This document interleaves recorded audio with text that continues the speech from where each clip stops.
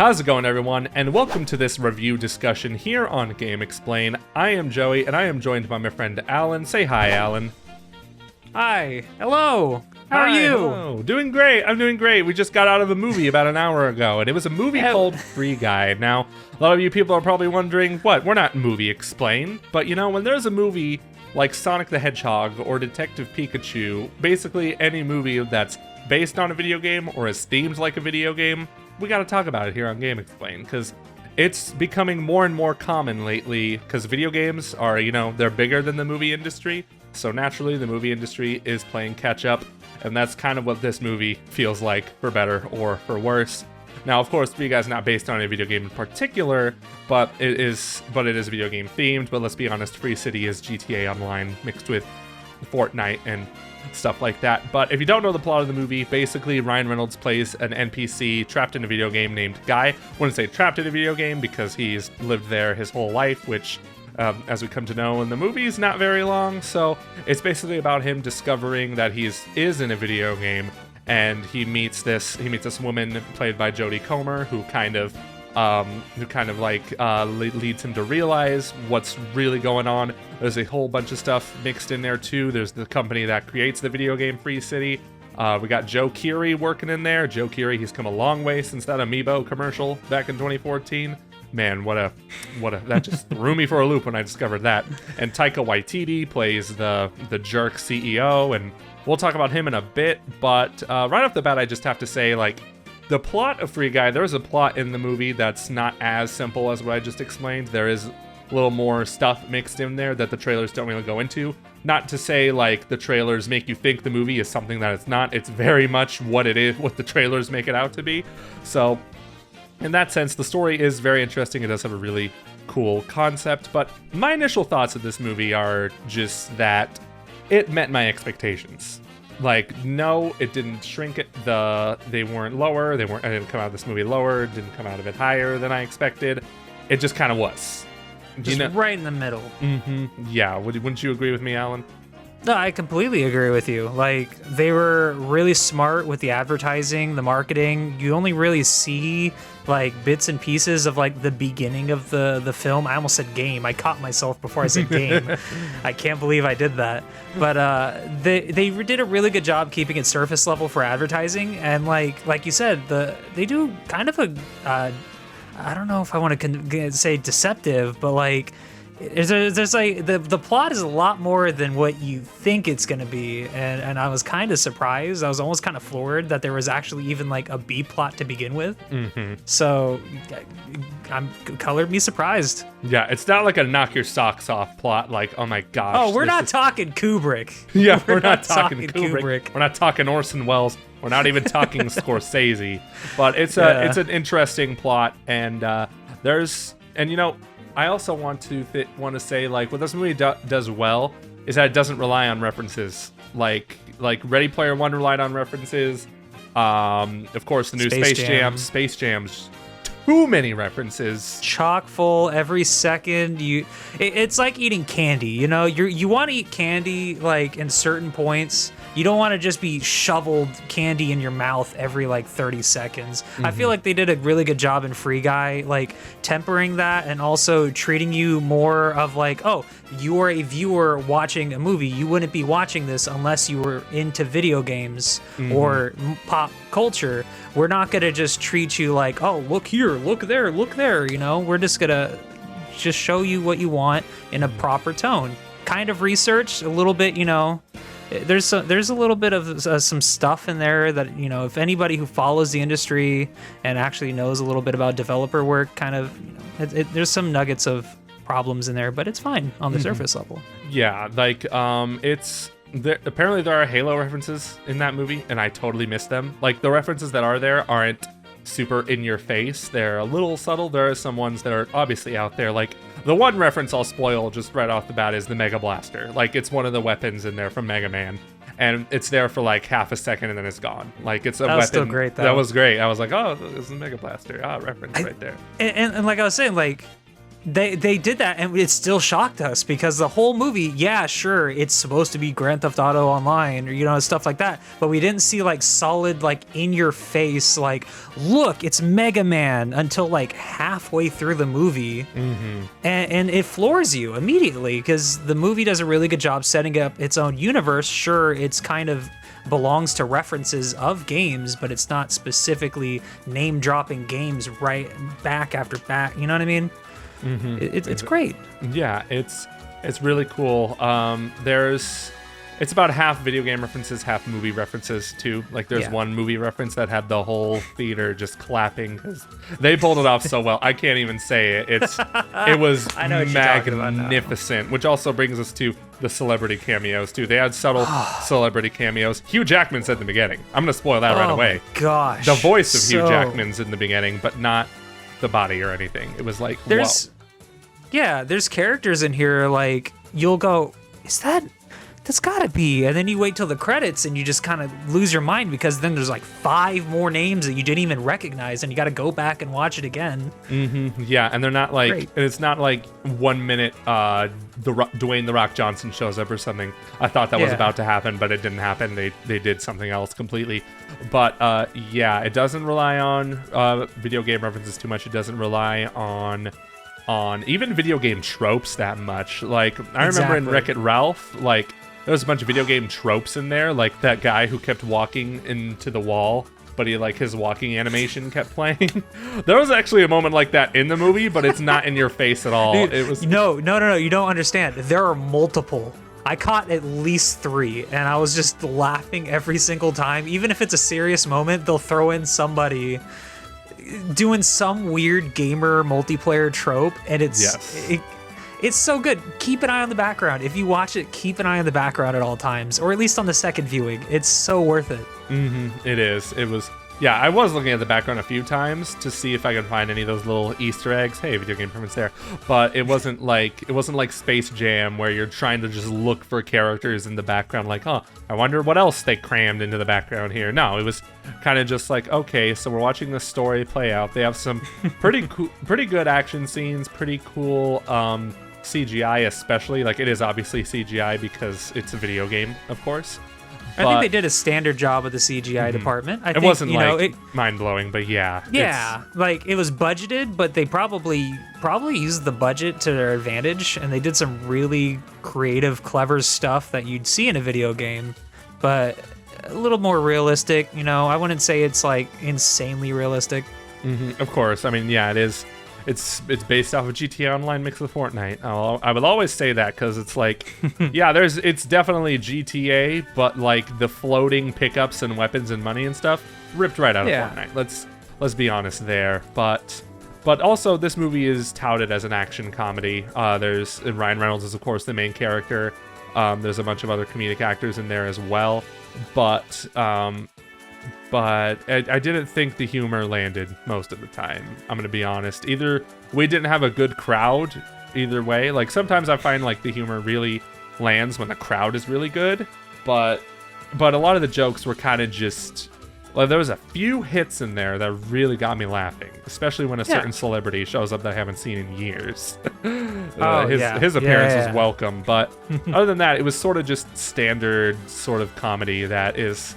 sort of Deadpoolized, but really like watered down humor.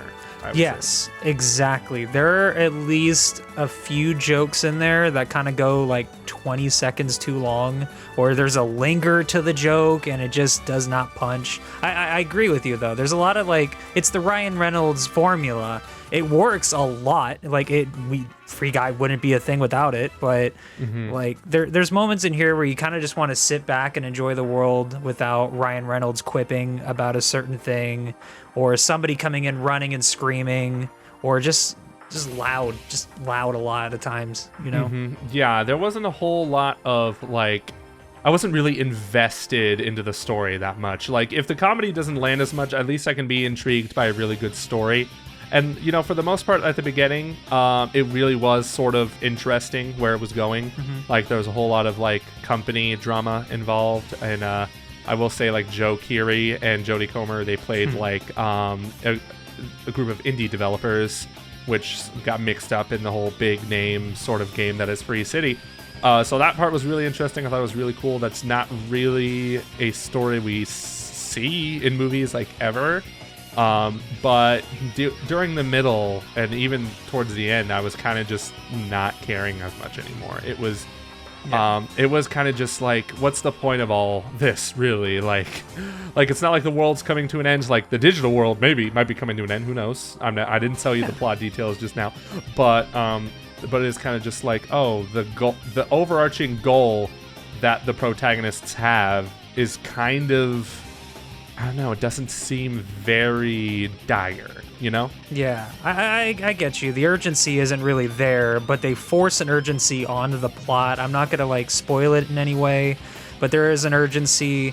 We have the B plot and the A plot kind of reaching the point where they intersect and they kind of just work together. It's great. It's a good movie. I think that the idea of consciousness is a really fun thing to explore, especially in a gaming technological aspect. It kind of reminded me of like Truman Show. Yeah, Truman Show. Why did I forget that? Truman Show and Westworld. I was getting two of them mixed up. Westworld and Truman Show have a really good way of like waking somebody up, kind of creating a fish out of water situation, and then Westworld having this idea of like what really is human, what really makes us, alive, free, So I think they did a really good job dancing around those concepts, but at the same time also kind of injecting the comedy aspect to it. Yeah, sure, sometimes it kind of flops, but they kind of progressed on. Some parts kind of felt wonky, but we gotta just keep rolling past it, Yeah, I don't know why. This was not a long movie. It was an hour and 55 minutes, but it felt long. It felt like a show. It felt long. Yeah, it felt like 3 episodes of like an hour-long show, but like jammed into an hour and a half. Mm-hmm. Yeah, exactly. They showed a lot of the same complexes and shots and like scenes. There we go. They showed a lot of the same scenes back, like after a few minutes or something, they'll go back to the same thing. It really didn't feel movie-like to me at times. It felt like we were watching like a show with like very limited scenes, Yeah, very limited sets. I also want to know, like, they do a lot of things with logic here when it comes to like game development, game streaming, that I'm kind of just like, okay, I get they had to do this for the movie, but I know a lot of maybe people who work in games will probably just kind of be like, what? That doesn't make sense at all. So I will say minor spoilers here. So they're working on Free City 2 in this movie, which comes out in like 2 days. Free City, when the sequel comes out, of course that means the first game is wiped from the servers completely, which never happens at all. But they do kind of play into the fact that the CEO of this company is super incompetent and like just straight up like a jerk, which I think Taika Waititi was really miscast for that role. Like he really was. Yeah, I don't get like CEO D-bag from him. Like he's sarcastic, sure, like, but other than that, I don't see him play like a really privileged, arrogant CEO type. I don't know. That was not his role. Taika Waititi is a national treasure to any nationality, to any country, worldwide, really. But, like, you're right. His role was really, like, anybody could say his lines. There was almost no real, like... Taika doesn't make this role Taika. It just kind of feels like Taika is in this movie, so he's going to use his time. Mm-hmm. Yeah, he looks like he's playing someone else's role. It's not really... Yeah. He has a few funny lines here and there. So for my fellow Jojo Rabbit fans, you're out of luck on this one. Luckily, he's making another Star Wars. Yeah. So let's just hold off. Let's regroup in a couple years, and who knows? Oh, man, I can't wait for his Star Wars movie. It's going to be legit. But the best part about Taika Waititi's involvement in this movie was the little reaction video he did with Deadpool as Korg. Like, that was great. That was amazing. I forgot about that. That was incredible. That was just like... I'm just gonna get to my final thoughts on the movie. Like, okay, it was good. I have no desire to watch it again. I really don't. It's one of those it. Yeah, it's one of those movies that just feels like it does what it sets out to do, but nothing really stands out about it, you know? And Yeah. for the GameXplain review scale, I will give it a liked. I wouldn't say I'm mixed on it. I wouldn't even say I'm like meh on it. It is a movie that I liked, and maybe I will. I know I definitely will at some point watch it again, like whether I'm at a family member's house or a friend's house, or even if it's like streaming somewhere, like on Disney Plus, which it's got to be at some point. But yeah, it wasn't a movie I walked out and thought, oh, I want to watch this again. Like that was a riot. That was a great time. I loved it. It was just kind of like, that was fun. That was a fun time, and that was it. It was fun. Yes, that's a good way to say it. It's just fun, guys. It was just fun. I liked it like the exact same way you did. A lot of the jokes didn't land. The movie was kind of all over the place in the middle. The plot could have kind of been tightened a little bit. Some of the roadblocks that Guy has to deal with could have kind of been minimalized, or at least condensed into another portion, or maybe positioned differently. But it was fun. It was a good movie. I came in and laughed. I had some goofs, some gaffes, a laugh and a half, and that was it, Mm-hmm. So I'd recommend watching it once if you're a gamer, if you're a super gamer, Would you recommend people go to the theaters to see it, though? Not at this moment. Especially not at this moment. We were actually debating, like, do we want to see it today? Because we looked online about certain things that are rising in this country. Yeah. Yeah, I don't want to say it Ryan out loud. Reynolds stands. But yeah. What? But yeah, like I agree with you. It's not a movie you really have to rush to the theaters to see. Heck, at this rate, I feel like it's going to land on streaming sooner than expected. Like, it's going to be a holiday. I think it would be Disney's holiday push. Predictively, like I would say that, but I don't know Disney. I don't know Walt personally. But I would say like maybe November, December, look out for it on Disney Plus and then watch it. I would recommend it. Just wait. I have a feeling it's going to be sooner than November. Ooh, even. I would love that. I mean, I'm just saying, remember when Pixar released Onward and then like 2 weeks later it wound up on Disney Plus? I think that's going to happen here. That'd be great. I would love that. And then I'd probably give it another watch just to get all the references, to be honest. The same. Like, it is a movie. Like, it's just like, it's just a movie you turn on in the background sometimes. Yeah, it might be fun, but at the very least, they did a really solid job researching the ins and outs of game development, what a game looks like, how it's supposed to kind of sound like, and NPC behavior. I like that. There's only one other thing I could think that actually did the research, and it was Rob McElhenney's Mythic Quest on Apple Plus. That's the only time I've ever seen them actually be competent with video game stuff without making us look like dorks. That's correct. Yeah, I still have yet to watch that show, but I remember I was talking earlier about the stuff that doesn't make sense about games and Free Guy. I just love that the Twitch streamers, like, they like, not even just the Twitch streamers like Ninja that make cameos in here, but like there's a character in there that is a Twitch streamer that they try and talk to, but like their voice comes through the character, like through a little microphone. It's a little strange. Like the logic of Free City is kind of strange. Like the characters that are playing, like they talk out loud and the characters speak out loud through like voice modifiers and stuff. That's a little weird, but it's not meant to make sense at times. Yeah, it's supposed to be gaming. It's a lot of gaming. You gamers will like it. Yeah, at least once. It's more new references though than like old game references. The Mega Man reference is probably the oldest game reference. Absolutely. Yeah, it's a lot of new stuff in there. But if you watched Free Guy, you people in the comments, what did you think of it? Let us know in the comment section down below. Or do you plan on watching Free Guy this weekend? Let us know. Alan, thank you so much for joining. Where can we find you? Yes, of course. You can find me at twitch.tv/AlonzoMega and also on Twitter at AlonzoMega. Hope to see you guys there. All right. Thank you so much for joining me, Alan. And thank you so much for tuning here on our review on GameXplain. Be sure to check out the videos on the right for more topics that you might be interested in. But until next time, bye.